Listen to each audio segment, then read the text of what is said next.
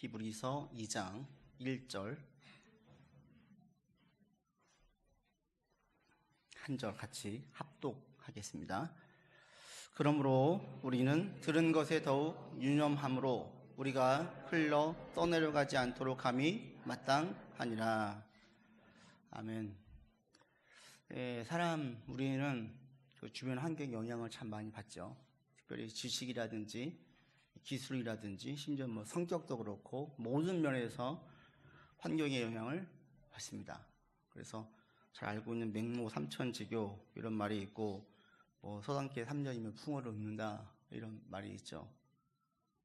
3번 이사해서 우리 아들 이 맹자가 큰 학자가 되는데 영향을 주었던 그 어머니의 그 노력, 환경의 영향. 또 서당계가 3년이면 풍어를 읊는데요.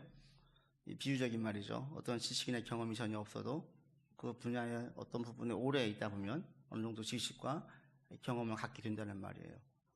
이것이 신앙에서도 그대로 통용합니다. 건강한 교회, 건강한 성도들이 주변에 많은 사람들의 신앙은 건강하게 갈 수밖에 없고 영향을 많이 받죠. 그래서 오늘날 한국 교회를 위해 기도할 때 여러분 건강한 교회가 많아지길 위해서 정말 꼭 기도해 주시면 좋겠습니다. 제가 좋아하는 마틴 로이드 존스 목사님 전기집을 읽다가 다시 한번 제가 좀 부러웠던 부분이 있었는데, 이분이 웨스터민스터 채플로 공동 목회를 하러 갔어요. 그곳에 담임 목사님이 캠벨 모건 목사님이셨는데, 같이 목회한 지 1년이 좀 지난 다음에 세계 2차 대전이 온 거예요. 또 그곳에 이제 많은 사람들이 그 런던에 소재하고 있던 교회였는데 떠나는 거죠. 그래서 그 교회가 갑자기 텅텅 비게 되었고, 숫자가 주니까 재정도 줄어들게 되었고, 재정이 이제 두 분 목사님을 다 사례를 감당하기 어렵게 되었어요. 그럴 때 그 연세 많으신 이 캠벨 모건 목사님이 자기가 교회를 떠나겠다. 젊은 목사가 이 교회를 지켜야 된다. 라고 얘기를 한 거예요. 이분 연금도 없고 75세이시고 갈 데가 없어요. 자기가 교회를 생각할 때에는 자신이 남는 게 아니라 젊은 목사인 게 맞다 해서 로이드 존스 목사님 보고 교회에 있으라고 하고 자기가 나가겠다고 얘기했어요. 로이드 존스 목사님은 그때 나이가 40세였는데 본인이 만약에 나가려면 제가 나가야죠 목사님, 저는 아직 젊으니까. 그래서 목사님을 붙들었어요. 그리고 두 분이 이제 같이 있고, 성도들도 그런 목사님과 서로를 자신이 먼저 희생하려고 하고 같이 나누려고 하는 것들이 그 교회 가운데 가득하니 은혜가 있겠습니까 없겠습니까? 이 건강한 교회의 사인이죠. 이게 보면서 부러웠어요. 이런 교회들이 한국에도 정말 많았으면 좋겠다. 부끄럽게도 많은 분들이 얘기를 할 때 목사님 갈 교회가 없어요 이런 얘기를 많이 하지, 야 여기는 갈 교회가 너무나 많아요. 저 이런 행복한 비명, 이렇게 행복한 소리가 좀 나왔으면 좋겠어요. 근데 아직은 우리가 갈 길이 멉니다. 여러분 한국 교회를 위해서 꼭 기도하셔야 돼요. 교회 환경이, 교회 내부가 건강하고 좋으면 신앙적으로도 다 도전을 받게 되어지고 점점 좋아질 수밖에 없습니다. 환경이 이렇게 중요해요.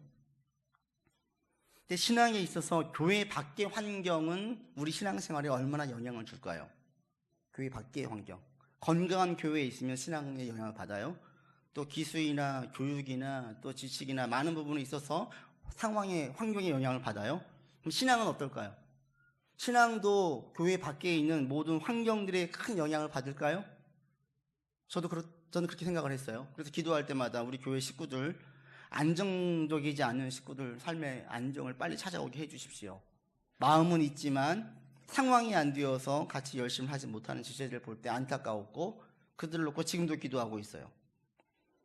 근데 제가 지난주에 어떤 제 제자를 하나 만났는데, 그 제자를 만나면서 저의 생각의 일부가 잘못된 것을 깨닫게 됐어요. 전 주변 이 교회 밖에 있는 환경들이 개선되고 좋아지면 당연히 신앙이 좋을 거라고 생각을 했는데, 그 제자를 만나면서 깨졌어요. 그 제자는 임용을 준비했던 제자인데 고생해서 임용에 합격을 했고, 제가 만났을 때가 이제 1년이 훨씬 지난 다음에 만났어요. 워낙 아이들을 좋아한 그 제자였던지라 학교에서 아이들 잘 가르치겠거니 했고 만났는데, 역시 너무너무 재미있어요. 아이들 보면 하트가 뿅뿅뿅 나온대요. 세상 말로 천직이죠. 정말 교사가 너무 잘 맞는 거예요. 또 기질도 아이들 탁 휘어잡을 수 있는 그런 기질이고 아이들을 다룰 줄도 알아요. 또 자신이 사명감도 있고 재미도 있어요. 얼마나 좋겠어요. 저 만나자마자 저녁을 같이 먹는데 자기가 저녁을 사겠대요. 항상 제가 샀는데 자기 돈 버니까 자기가 사겠대요. 그래, 그럼 네가 사면 내가 차를 살게. 아니래요. 차도 자기가 사겠대요. 다 산대요. 사라. 밥 먹고 차를 마시다가 갑자기 얘기하는데, 근데 목사님 요즘 돈이 커 보여요. 그래요. 돈이 커 보여? 돈이 커 보여요. 왜? 사실은 같이 있는 선생님 중에 자기보다 2살 어린 선생님이 계신데, 영어를 가르치는 선생님인데, 그 선생님을 보면 상대적인 박탈감이 든대요. 그 선생님 집이 부유해가지고 지방에서 올라왔는데 집에서 탁 알아서 전세 딱 해주고 생활비도 보내줘서 이 선생님이 그 돈 월급을 전부 다 적금으로 든대요. 한 푼도 안 쓰고. 자기는 지방이 넉넉하지 않아요. 생활비도 좀 보태주고 있고요, 적금도 좀 넣고 있고요, 자신이 생활한 그 월급을 가지고 쪼개야 되는 거예요. 이런 자신의 처지와 너무 여유 있게 사고 싶은 건 마음대로 다 사고 즐길 거 다 즐기고 있는 저 자기보다 어린 그 선생님을 볼 때 상대적인 박탈감이 들더래요. 그러면서 난 언제 돈 모아서 언제 집 사나, 언제 결혼하나, 이 생각이 들더래요. 그 돈이 너무 커 보이는 거예요. 그래서 이걸 알고 있는 어떤 분이 무슨 얘기를 했냐면, 기도해 하나님께 그랬대요. 저한테 얘기하는 게, 목사님 기도한다고 하나님 더 주시는 거 아니잖아요. 그래요. 더 주는 거 아니지. 자기가 방과 후까지 애들 가르친대요. 교사하면서 돈을 나올 수 있는 건 최대한 나오게 지금 벌고 있는데 더 나올 데가 없는데 기도한다고 주시나요? 안 줘. 저도 그랬어요. 그래서 자기가 생각하다 하나 생각한 수가 있대요. 그게 뭔데? 죄를 짓는 것도 아니고 좀 목돈을 벌 수 있는 게 뭘까 하다가 뭘 했겠어요? 로또를 사기 시작했대요. 제가 요즘 매주 로또를 사요. 그래요. 저도 얘가 처음 사는 거죠. 제가 좀 황당해가지고, 로또? 그랬더니 로또를 매주 산대요. 그게 낙이래요. 그 죄 짓는 거 아니잖아요. 그래. 죄 짓는 거 아니지. 근데 그거 보니까 진짜 수십억씩 사람들이 싼 놈을 사더래요. 자기 그래서 매주 로또를 사고 있대요. 그 친구가 로또에 대한 이야기를 한참 하면서, 로또가 그냥 재미로, 저도 명절날 재미로 사촌 형이 봉투에다 로또를 하나씩 줘요. 고이 간직하고 있다가 확인을 해요. 재미로 하는 건데, 이 친구는 목돈을 벌고 싶은데 벌 데가 없으니까 한 가닥 희망을 거기에 두는 거예요. 그날이 기다려지는 거예요. 소망을 거기에 두는 거예요. 점점 그곳에서 무엇인가 돌파구를 찾으려고 하는 거죠. 재미로 하는 거하고 점점 내 마음을 거기에 들이는 거하고는 큰 차이가 있다. 이 얘기를 한참을 했어요. 이 친구에게 있어서 로또로 산 것 이렇게 쭉 한 다음에 이제 마지막 정리한 다음에 이제 헤어지면서, 그래 잘 가라 하고 지하철까지 이렇게 해줬는데, 갑자기 저기 앞에 큰 두 글자가 딱 보이는 거예요. 뭔지 아세요? 로또. 목사님 저기 로또를 파는데요. 제가 거기 앞에 그렇게 많이 다녔는데 한 번도 못 봤어요. 그 친구는 한눈에 딱 들어오는 거예요. 같이 웃으면서 헤어졌는데 이 친구의 진짜 영적인 문제가 뭐예요? 뭔 것 같으세요? 자기도 모르는 사이에 더 많은 돈을 갈구하고 있어요. 열심히 살았어요. 성실히 살았어요. 최선을 다했어요. 그리고 이 친구가 얼마나 형편이 넉넉하지 않은지, 이 친구는 스스로 자기가 돈을 벌어서 자신이 공부를 했어요. 집에 도움을 한 푼도 안 받고 도움을 줘가면서 공부를 했던 친구거든요. 어렵게 해가지고 합격을 했으니 얼마나 좋아요. 저도 같이 기도해줬고 합격한 다음에 만나서 축하도 해줬어요. 1년이 좀 지난 다음에 얼마나 삶이 안정적이겠습니까? 당연히 신앙생활을 잘하고 있을 줄 알았어요. 그랬는데 또 다른 시험, 사실은 가장 큰 무서운 시험에 들었어요. 뭐예요? 탐욕이에요. 탐욕. 충분히 이전과 비교하면 자족할 수 있고 감사할 수 있는데, 같이 옆에 있는 사탄도 아니에요, 마귀도 아니에요, 그냥 좋은 선생님이에요. 그 선생님과 어울리다 보니까 자꾸 상대적인 박탈감이 들면서 만족이 안 되는 거예요. 불과 1년 전의 삶을 비교해 보면은 감사가 넘쳐야 될 조건이 있음에도 불구하고 감사가 안 나와요. 대신 탐하는 마음이 생겨요. 살아오면서 가장 안정적이고 풍요로운 상태였거든요. 제가 이 얘기를 한참 하니까 그 친구가 그래요. 맞아요, 목사님. 자기가 살아오면서 지금이 제일 안정적이고 가장 풍요로운 상태인데 저는 왜 만족하지 못했죠? 이래요. 너는 자족해야 돼. 기도한다고 안 주셔. 로또를 사면 자꾸 탐하는 마음만 더 생길걸? 나중에 카톡으로 문자 왔어요. 저 이제 로또 안 사려고요. 이제 안 산대요. 제 말을 들으니까 참 감사하죠. 만약 그 친구가 계속 로또를 사면서 그 탐하는 마음을 계속 키웠다면 어떻게 됐을까요? 로또가 안 됐다면 다른 쪽에서 큰 돈을 벌 것을 계속 궁리했겠지요. 근데 성경은 계속 말하죠. 탐욕이 큰 죄예요. 이 탐하는 것이 더 많은 죄들을 양산해요. 환경이 훨씬 좋아졌어요. 저는 당연히 신앙생활 잘하고 있을 줄 알았어요. 근데 웬걸? 환경은 좋아졌는데 더 큰 시험거리가 그 사람 앞에 떡 다가온 거예요. 안정적이고 학생들 너무 사랑하고 학교생활이 즐거워요. 문제될 게 한 개도 없잖아요. 근데 마음 한쪽편에서는 탐욕의 마음이 계속 올라오고 있어요. 왜 생겼어요? 누가 부추겼어요? 부추긴 사람도 없어요. 학교에 가니까 모든 선생님들이 자신처럼 생활고로 힘들어하는 선생님이 안 보이는 거예요. 교사들의 평균의 삶은 먹는 문제로, 생활비 문제로 고민하는 삶이 아닌 거예요.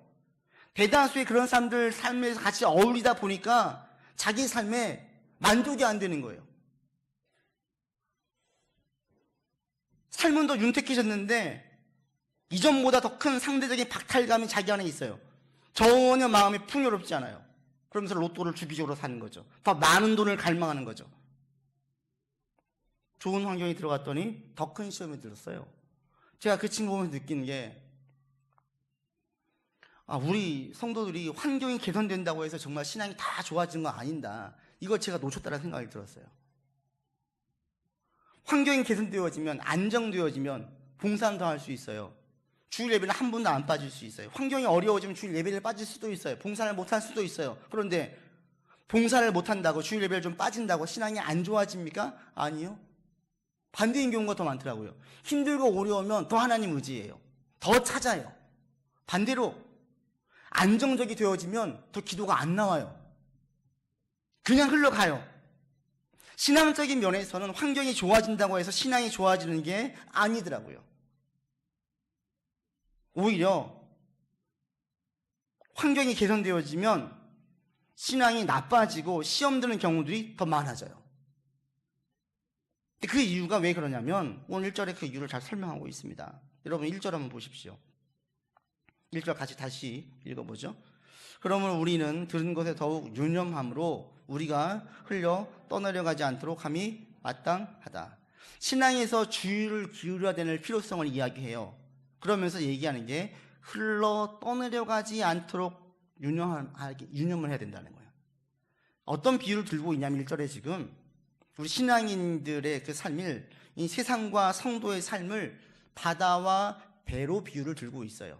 1절에 나와 있는 유념한다는 것, 흘러 떠내려가지 않다는 말이 전부 이 원어를 보면 항해의 용어예요. 항해의 용어.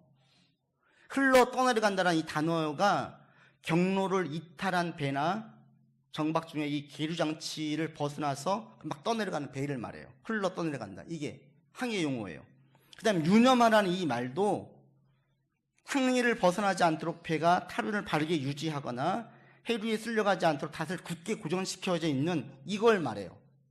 그러니까 항해 용어예요. 그러면서 세상에서 살고 있는 성도의 삶을 뭐에 비유했냐면 바다 위에 떠 있는 배의 비유를 들고 있어요. 우리 그리스도인들이 지금 세상에 살고 있는 세상이 바다라는 거예요. 이 바다가 흘러가죠. 속성이, 특성이 흘러가요. 계속 머물러 있지 않아요. 이 세상이 흘러가요. 계속. 근데 문제는 뭐예요? 세상의 속성과 특성이 하나님으로부터 점점 멀어지는 쪽으로 흘러간다는 거예요. 세상에 딱 뛰어드는 순간 점점 멀어지는 거예요. 이 제자가 왜 그렇게 돈에 갈망하게 됐어요? 이전에는 세상에서 살지 않았어요. 공부만 했어요. 울타리가 있었어요. 이제 합격을 하고 세상에서 살다 보니까, 세상에서 열심히 살다 보니까 자기도 모르는 사이에 그 흐름에 같이 휩쓸려가고 있는 거예요. 그 흐름에 휩쓸려가지고 잘 살고 있는 사람들 볼 때 자신이 문제의식을 발견하지 못하자 자기도 같은 것을 갈망하고 같은 것을 탐하고 있었던 거죠. 사도 요한이 말합니다. 세상이라는 것이 어떤 것이냐? 세상의 본질은 육신의 정욕이고 안목의 정욕과 이생의 자랑으로 가득 찬 곳이에요. 그렇지 않습니까? 세상에 다 무슨 얘기예요? 다 건강 얘기하잖아요. 육신 얘기. 안목의 정욕이잖아요. 보는 것을 계속 자극하잖아요. 우리 보는 것. 명품이 왜 필요가 있어요? 명품이. 보는 것이잖아요. 보는 것. 그 다음에 또 뭡니까? 다 이생의 자랑이에요. 다 세상에서는. 다 자기 자랑. 이게 세상의 본질이라는 거예요. 그러니 이 세상에 들어가서 뛰어들어가 살면 자기도 모르는 사이에 육신의 정욕을 쫓게 되고 안목의 정욕을 쫓게 되고 이생에 자랑할 거를 자꾸 찾는다는 거예요. 왜? 주변에서 다 그렇게 사니까. 주변에서 다 집 얘기하고 다 돈 얘기하고 자식 교육 얘기하고 성공 얘기하니까. 이 얘기 안 하면 이거 빠지면 자기는 도태되는 것 같으니까.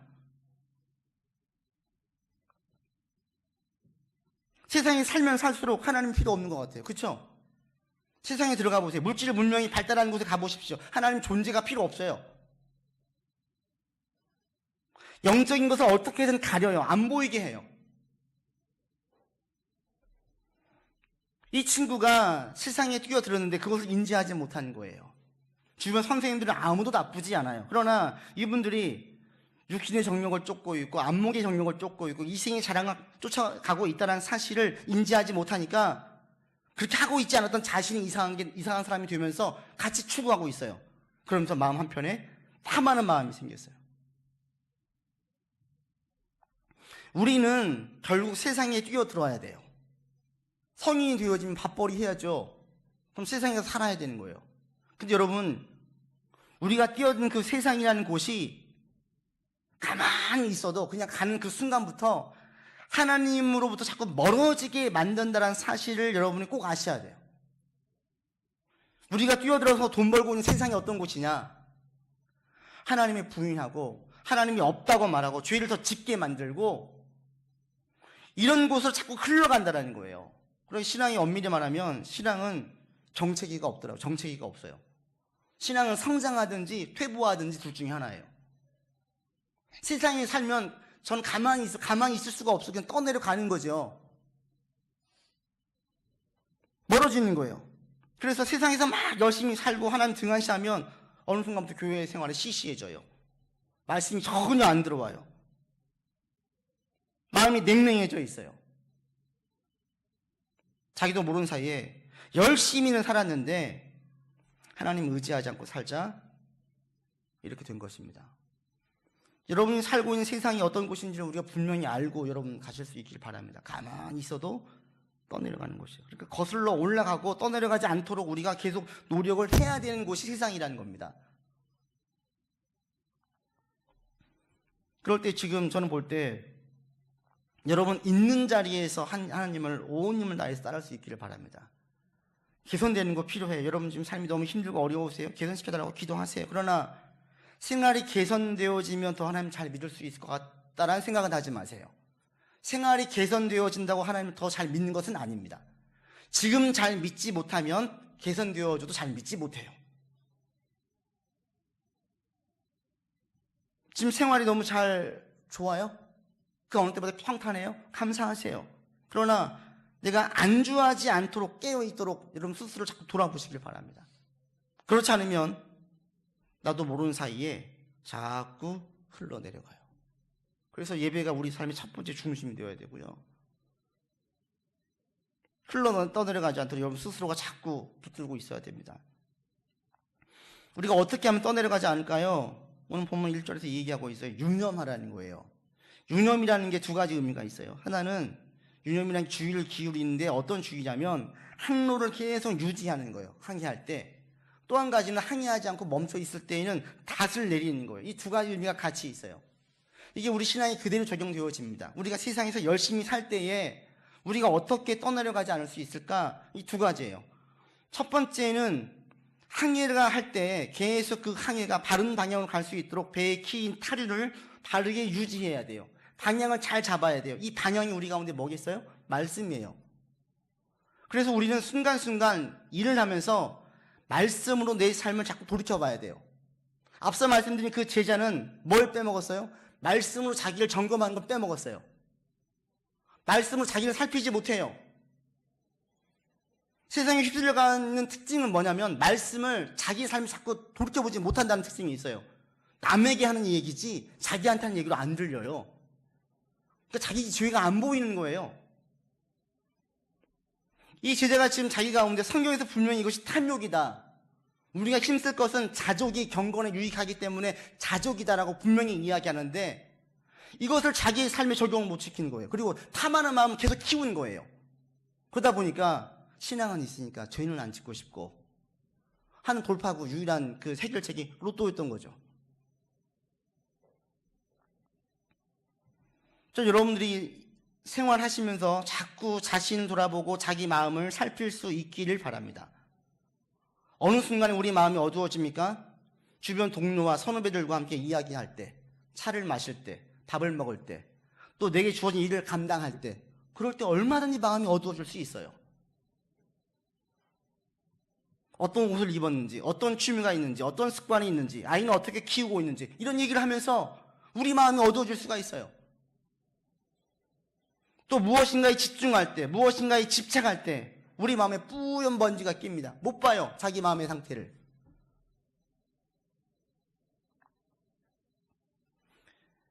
우리가 바닷속에 있을 때 생각을 해보세요. 이 진짜 무서운 게 뭐냐면 바다에서 떠내려갈 때 보면 자신이 모르는 사이에 막 떠내려가죠. 근데 떠내려가는 것을 어떻게 알아요? 해변을 보니까 해변이 점점 작아지니까 자기가 떠내려가고 있다는 것을 알아요. 근데 우리가 영적인 상태가 이와 똑같아요. 마음의 눈이 어두워지면 안 보여요. 자기가 얼마나 지금 하나님으로서 멀어지고 있는지를 몰라요. 한참 지난 다음에 알게 돼요. 하나님의 말씀에 은혜를 받으면 그때 깨달아요. 저는 여러분들이 힘써서 여러분 마음의 눈을 밝게 하려고 힘쓸 수 있기를 바랍니다. 세상에 살면 살수록 우리의 마음의 눈을 어둡게 만들어요. 그러면서 우리가 눈에 보이는 것에만 집착하게 만들어요. 이 너머를 못 보게 만들어요. 무엇인가 무조건 집중하는 게 좋은 게 아니에요. 가끔 떨어져서 보셔야 돼요. 집중하다 보면 그것이 집착이 되기가 쉽고요. 집착이 되어지면 벌써 내 마음에 뿌연 먼지가 꼈어요. 저는 가끔씩 아이들 보면서도 이런 제 마음에 뿌연 먼지가 낀 것들을 종종 봅니다. 아이들을 보면서도.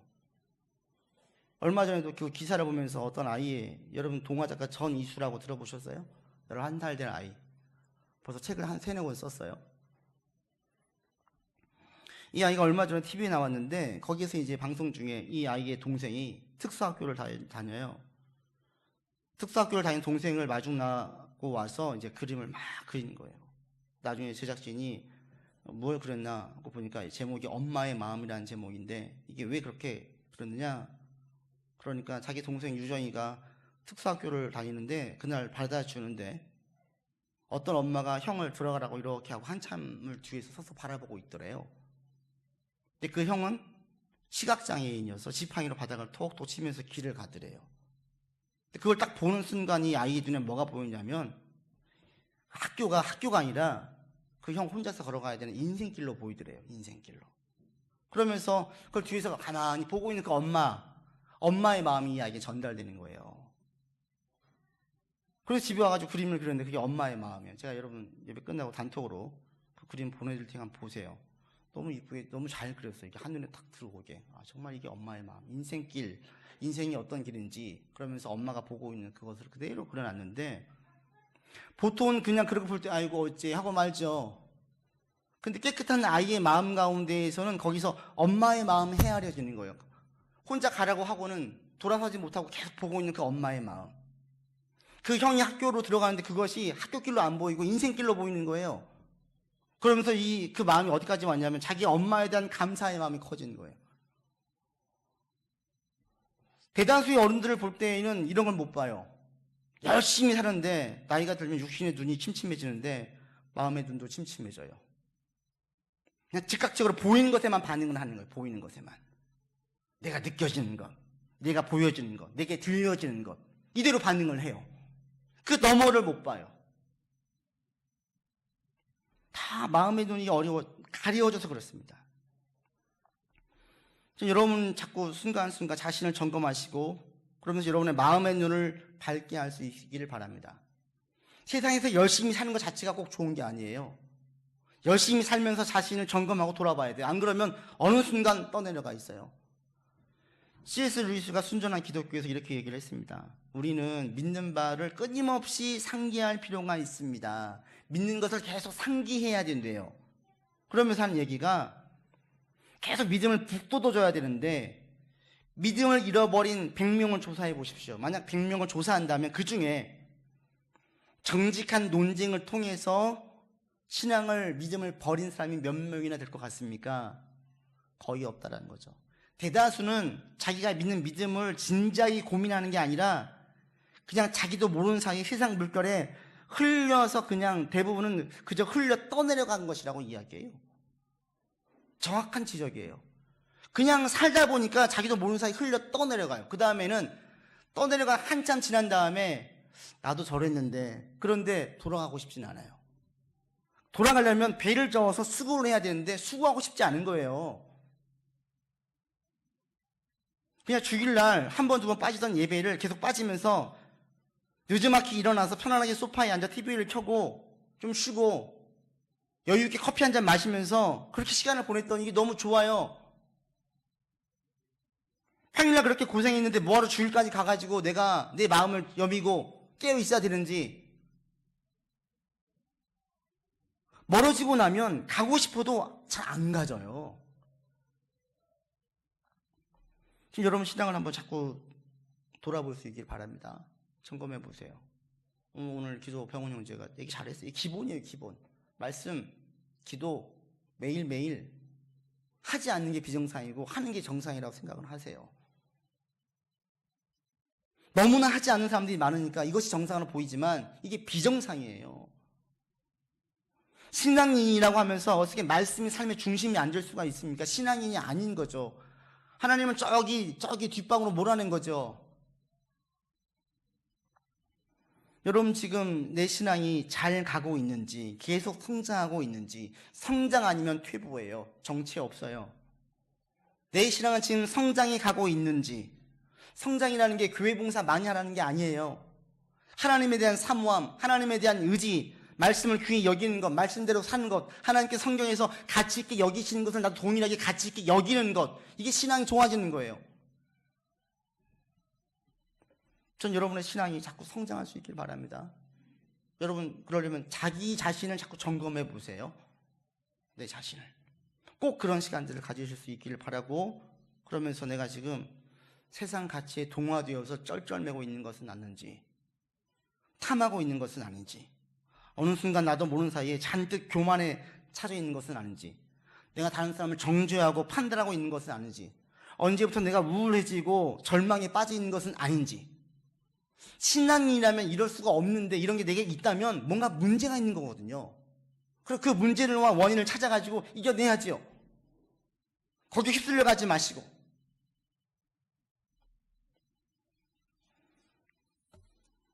한 가지는 배에 끼인 탈을 바르게 유지하는 겁니다. 말씀은 자꾸 우리가 가는 길이 바르게 가고 있는지를 점검하는 거예요. 그리고 또 한 가지 얘기합니다. 그게 뭐예요? 배가 움직이지 않을 때는 닻을 굳게 고정시키는 거예요. 그러니까 배가 바른 방향으로 가고 있다는 것은 언제냐면 보통 우리가 일할 때예요. 바쁘게 살 때예요. 닻을 내릴 때는 언제냐면 쉴 때예요. 또는 무엇인가를 준비할 때예요. 아무도 주목하지 않은 그때예요. 그때에는 뭘 해야 되냐면 닻을 굳게 고정시켜야 돼요.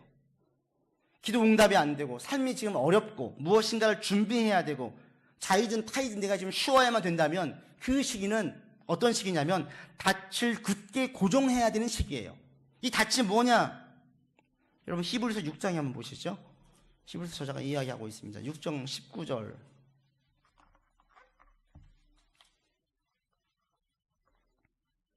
다시 무엇인지 설명합니다. 같이 읽겠습니다. 시작. 우리가 이 소망을 가지고 있는 것은 영혼의 닷 같아서 튼튼하고 견고하여 휘장 안에 들어가니라. 어떤 닷이? 영혼의 닷이라고 이야기하죠. 그럴 때 이 영혼의 닷이 무엇이냐면 소망이라고 얘기해요. 소망. 그 소망이 뭐냐? 위로 쭉 가보니까 하나님께서 약속하신 것을 내가 받을 것으로 믿는 것. 그 믿음에서 나오는 소망이에요. 성경의 모든 것은 이게 약속이에요. 언약이죠, 언약. 이 약속이 믿음의 사람들에게 주신 것인데 내가 믿음의 사람이고 하나님이 나의 아버지시니까 내가 이것들 받아 누릴 거야. 이게 확신이 우리에게 소망을 줘요. 그 소망이 바로 영혼의 닻이래요. 지금 일이 안 돼요.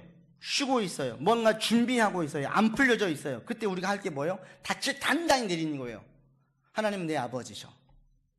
나를 책임지실 거야.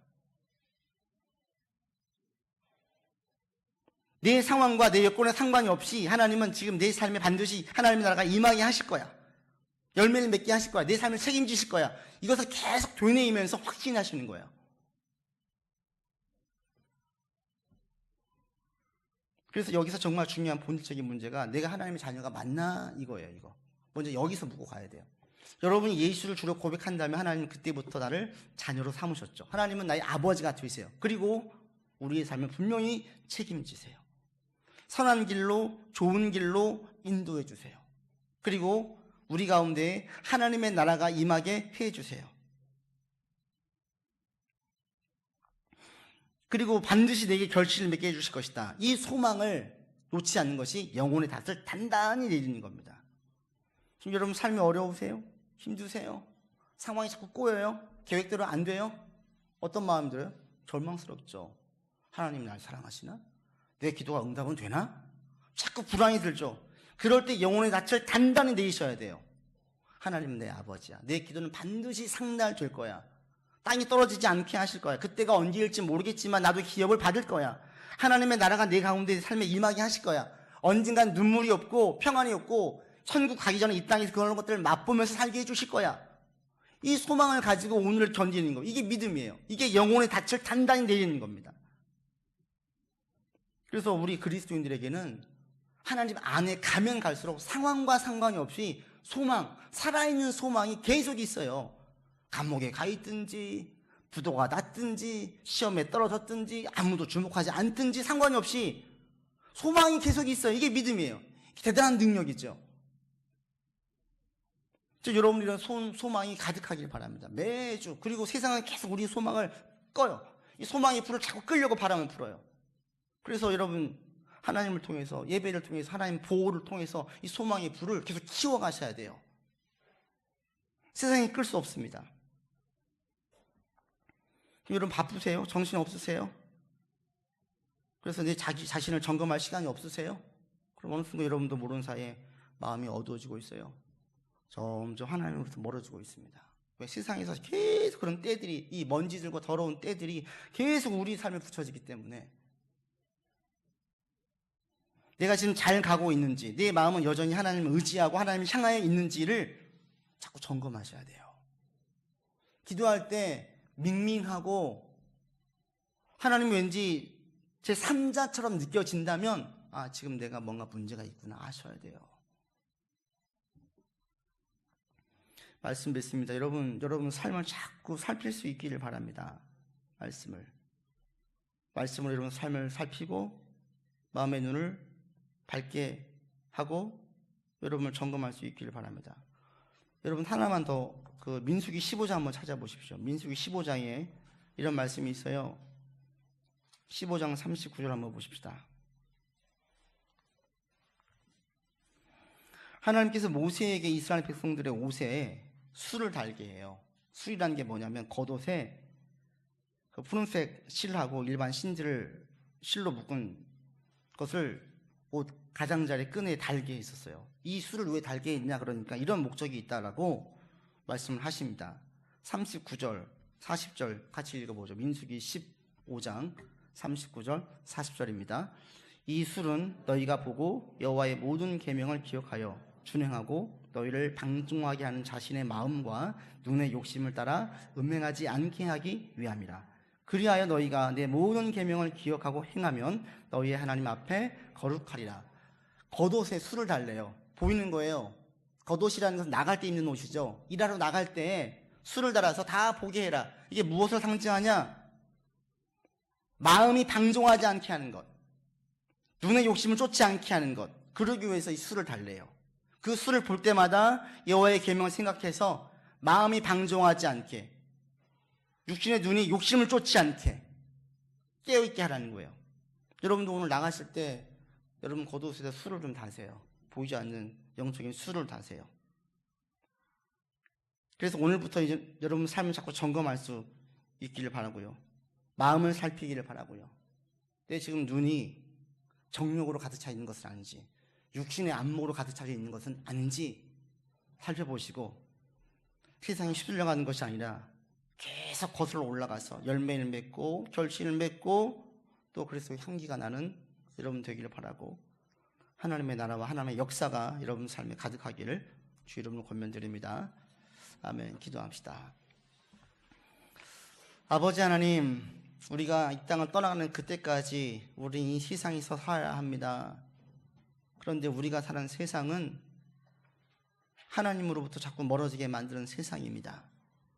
이것을 알고 깨달아 우리가 세상을 거슬러 올라가게 하시고, 때로는 믿음의 닻을, 영혼의 닻을 단단히 내려서 떠내려가지 않도록 인도하여 주십시오. 믿음으로 서게 하시고 마음의 눈을 밝게 하시고 말씀으로 우리의 삶을 자꾸 점검하여 우리가 깨어있게 하시고 소망 가운데 살게 하시고 담대함 가운데 이 세상을 헤쳐나갈 수 있고 주신 일을 감당하도록 인도하여 주십시오. 주의 은혜가 우리 안에 가득함으로 이 시간 예배드리는 모든 성도들 연약한 육신이 강건하게 도와주시고, 영적으로 메마른 심령들 영혼의 생수가 흐르게 하시고, 정신적으로 감정적으로 피폐해져 있던 지체들 회복되어지고 살아날 수 있도록 역사하여 주옵소서. 우리 구주 예수 그리스도 이름으로 기도드립니다. 아멘.